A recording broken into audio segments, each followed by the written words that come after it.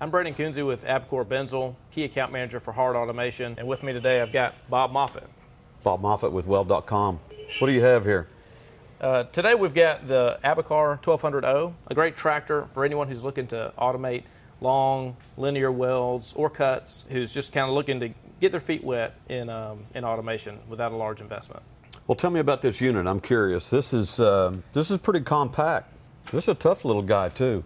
That's a pretty stout little magnet right there, just for setup. First position is just for setup and just kind of ease of holding the tractor in place, and then when we're ready to operate, we'll lock it in, and then it attaches itself pretty firmly to the workpiece.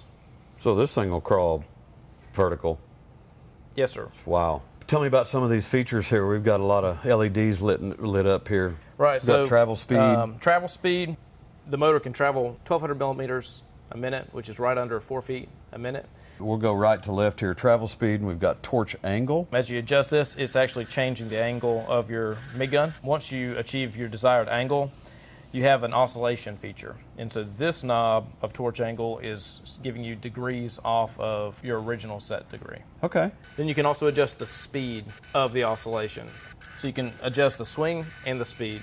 And then last and finally, there's a delay. So if you wanted to hold that puddle closer to one leg than the other, this knob here would allow you to travel up and hold that arc at a particular position in the leg and then bring it back down. On either side of the tractor, you have these guiding arms, and they're adjustable to kind of give you the desired distance from the joint. And what they're able to do is if you have them offset, it will drive into that joint and track that joint without the need of a piece of track or a rail. The number one thing when you're doing a great big long weld is you want to make it as consistent as possible, and that's travel speed. Right.